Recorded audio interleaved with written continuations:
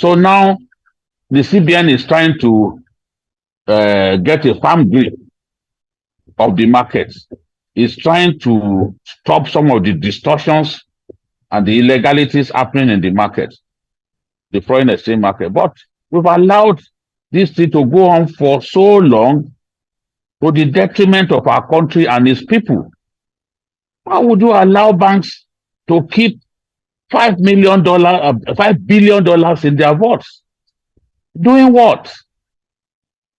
A recent decision was also taken by the president to stop the NNPC from holding on to their receipts for crude oil sales. Now, whatever the NNPC sells, the proceeds go directly to the CBN. That is the instruction from the president. For so long, the NNPC had been allowed to do whatever pleased his management. And former CBN governor Sanusi was complaining that how come the NNPC is not delivering enough dollars? They are selling crude oil, but they were allowed to keep the proceeds.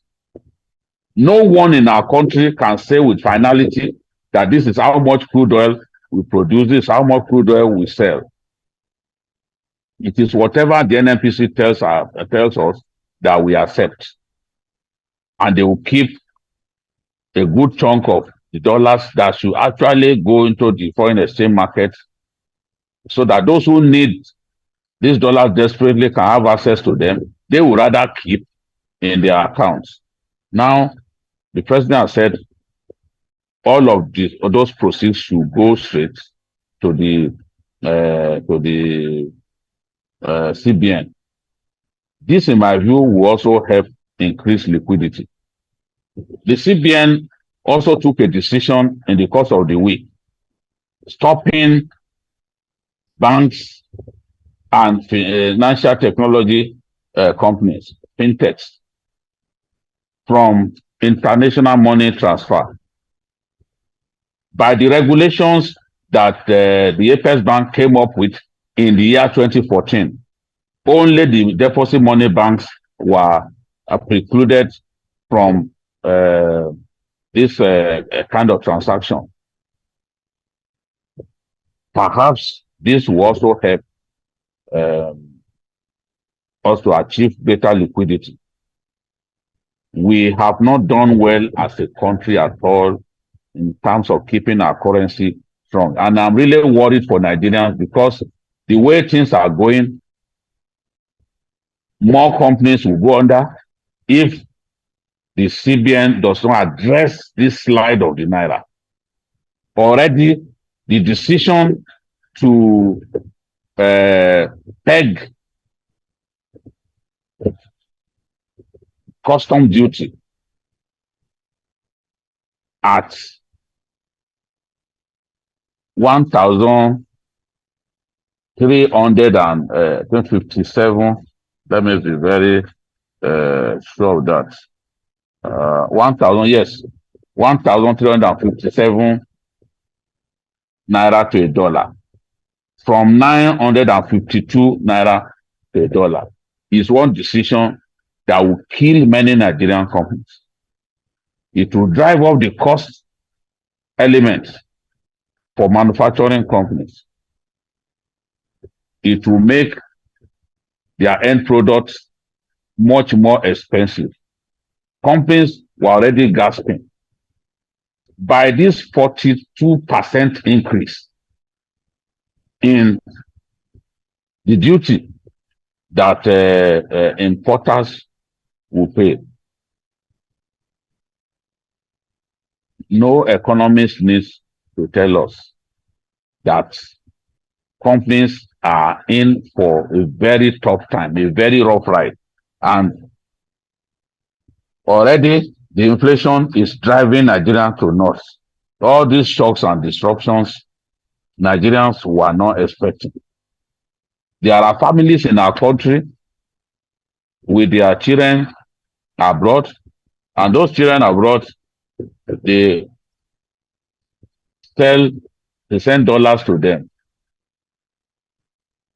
With the crash of the dollar, many of those families now are already thinking of relocating to join their children abroad, because no matter what they earn,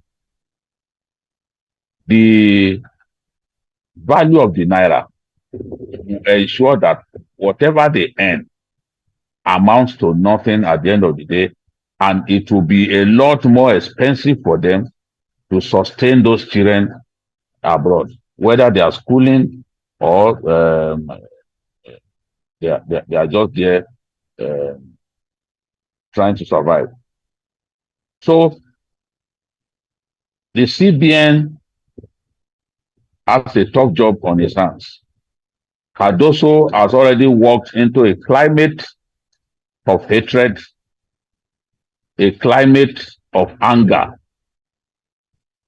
It is unfair to blame everything on Cardoso, because before now, we were owing airlines, foreign airlines, we were owing them hundreds of millions. We are owing them hundreds of millions. We are also owing other categories of business people, including banks. The CBN has been doing its best to repay some of these forex liabilities, so that people will feel comfortable to come and do business in Nigeria. I've said it before, that if we do not clear that backlog of forex liability, no matter how many trips the president makes trying to bring in investors, encourage investors to come to Nigeria, he's not going to achieve his aim, because nobody will want to come to a country where he will make money and then repatriating his money will become a problem. The CBN is committing a good chunk of forex into trying to clear this backlog, and the airlines are still being owed at least $700 million. How did we allow things to degenerate to this point? That is a problem. If you ask me, even Mr. Tinubu did not know the scale of the problem that he was going to inherit. That is why we have this big problem on our hands, and what the CBN is doing is just firefighting. I'm happy that the Senate has summoned the CBN governor to come and explain what is going on. They are our representatives. They deserve to find out on our behalf what is going on. Why should we allow the Naira to depreciate to this point? Why should we, in some critical sectors in our country, insist that charges must be made in dollars? In the maritime sector, for example, a lot of the charges are denominated in foreign currency. In the oil sector, a lot of the charges. In the energy sector, talking about gas supply to power plants, gas is sold in dollars within our country, whereas this gas is meant for power plants that will supply electricity to the ordinary folk, to the ordinary Nigerians. Why must so many things be paid in dollars in our country? If we want to simply kill our currency and revert to the dollar, let us know. We must rein in the hunger for the dollar. Yes, we need to produce a lot more, but it is not simply a lack of production that is causing the problem that we have. People will ask the question, what is Benin Republic producing? How come they don't face the problem that we face? Their Okay. currency is stronger than ours right now. Yeah. More and more Nigerian farmers prefer to go and sell their produce across the border because they know they will make more money.